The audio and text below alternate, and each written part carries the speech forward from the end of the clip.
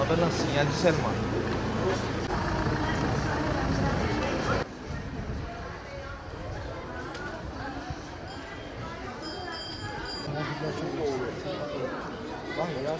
En baştan başlıyorum. Günaydın size, sevgili kardeşlerim.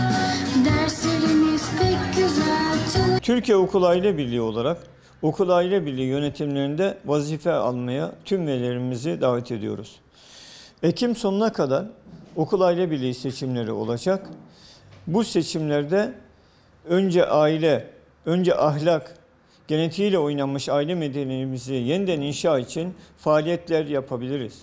Seminerler, sohbetler, yarışmalar yapabiliriz. Okulla aile arasındaki işbirliğini artırmak için buna mecbur ve mahkumuz. Okullarımıza ÇEDES projesi var. Bunu destekliyoruz. Ve ayrıca Türkiye'de bir tehdit var. Ne istihdam, ne eğitim, ne yerleştirme. Çocuklarımız sorumsuz bir şekilde yetiştiriyor. Eğer Türkiye'de hala kandil terörü varsa, hala gıda stokçuluğu terörü varsa ve sokaklara çıkamaz olmuşsak, şehvet terörü varsa, teşhircilik, tacizcilik varsa bunu ancak ve ancak eğitim sistemiyle yapabiliriz. Okullarda matematik, fizik, kimya öğretilir.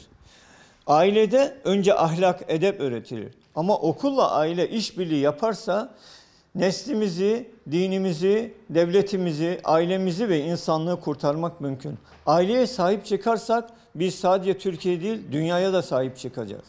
Eğer feministler okul aile birliği seçimlerinde vazife alırsa aileyi ifsad eden faaliyetler yapacaklar. Dolayısıyla biz hem bunlara dur demiş olacağız hem de devletin anayasasının 41. maddesi ailenin korunması için devlet millet işbirliğiyle, sivil toplumla, aileyle, velilerle hep birlikte ailemizi inşa seferberliğinde, varoluş savaşında başaracağız inşallah.